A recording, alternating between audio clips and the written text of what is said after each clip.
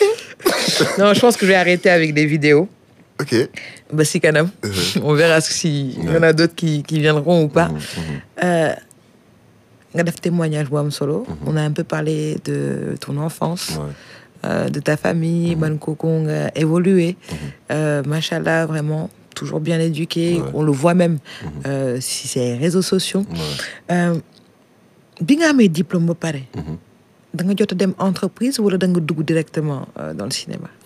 bi ma amee diplôme ba pare la liggéey Sonatel man j'ai eu la chance dama am diplôme rek après liggéey Sonatel. Ok.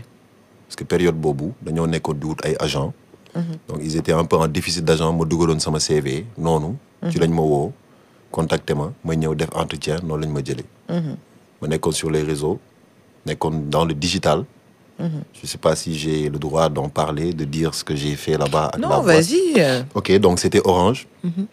Donc ma ñëw je sais xam naa sax ragal naa sax sama manager mën na bañ sax ma wax li mais bon je vais le dire quand même pour que les gens sachent que un peu hormis le fait que nous soyons des acteurs wala yu mel noonu on a eu un background jàng nañ quoi.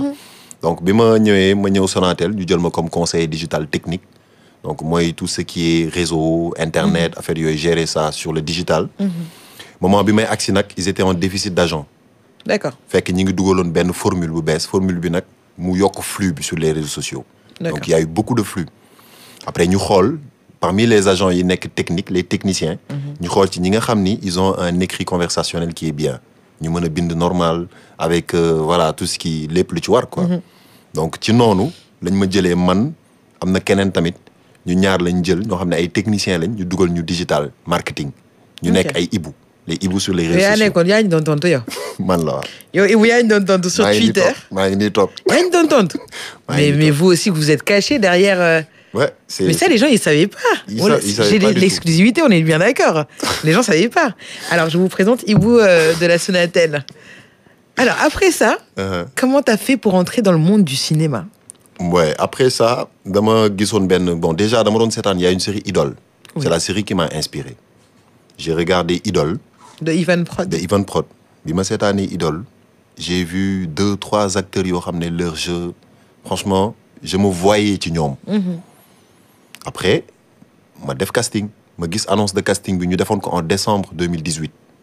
Bi ma gisee kii bi annonce de casting bi, ma yónnee samay photo. Dama ko yónnee noonu rek je me disais peut-être sax duñ ko xool. Mais non, sans jamais avoir aucune notion dans le cinéma. Bon, après j'ai eu affaire en 2017 am na benn j'ai un ami Seydou Diop. ma koy nuyu de passage boo xam ne dafa bëggoon def benn film. Film bi mu bëggoon ko def il avait tout le synopsis ak yooyu yëpp il avait fait le casting et tout. Il devait commencer mais avant ñuy commencer dañ doon def ay atelier acting. Parce que comme moo ñu jiitu woon ci affaire bi doon ñu defal ay ñu daan dem Douta Seck. daan xëy chaque dimanche 9h. daan dem di def ay atelier déplacement scénique comment se tenir devant une caméra comment s'exprimer yooyu yëpp comment jouer yooyu yëpp Seydou Diop jàngal ñu ko. Ok, ça c'était vraiment tes premiers pas. Exactement mes premiers pas mu jàngal ñu yooyu yëpp ñu def yooyu yëpp ba am les bases qu'il faut. Waaw bi ma ko defee après en 2019 non avant en 2018 parce que lii c'était en 2017. Donc 2018 j'ai fait un casting avec l'ONG RAES Kéwou.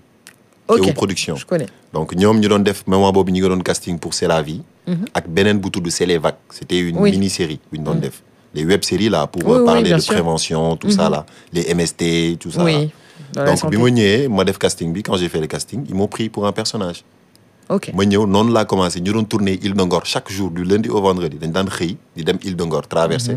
dem tourner ji bu ñu paree ñibbi si waat. Donc ñu ma ci doon jouer benn personnage affaire yi ay 5 minutes la woon par épisode et puis voilà. Ok. Ouais. Donc noonu laa commencé.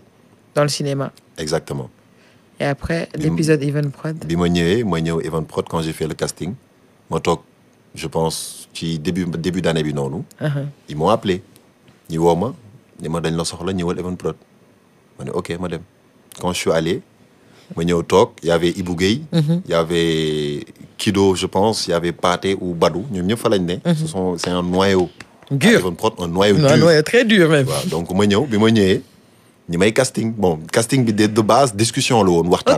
Parce que Ibou Guèye souvent si noonu lay defee casting am yi avant muy lay joué loo dina la waxtaan ak yow tuuti ci àdduna xool un peu la moo nekk sa bopp. lay cerner. Exactement moom noonu lay xoolee yenn personnage yi donc bi ma ñëwee toog ñu ñëw ñu waxtaan ci àdduna mu may poser ay questions may répondre ñuy wax may wax lu mu wax rek ma wax ñee ñi ngi toog fixé ma rek fas seen kanam c'est-à-dire dañ ma doon xaw a napp quoi di ma déstabiliser di ma tester mais ma garder sama sang-froid rek parce que man de nature noonu laa mel man je réagis pas aussi vite à chaud man je suis très observateur donc ma toog dal bi ma dalee noonu ñu ne ma ok léegi dañ lay defal benn mise en scène ñu defal ma mise en scène ak maag benn femme ma ñëw maag femme bi mais man pété un câble ci femme bi c'est-à-dire ñoom li ñu ma doon napp yooyu yëpp dama ko yan femme bi nga delloo ko femme bi mayuma femme bi dara napp ko ba femme bi di lox ma pare 2 jours après ils m'ont appelé dañ ma woo direct pour ma ñëw tourner ils m'ont pas appelé pour négocier sax contrat mais est-ce que justement li nga jox femme bi est-ce que delloo na la ko parce que généralement damay dégg naan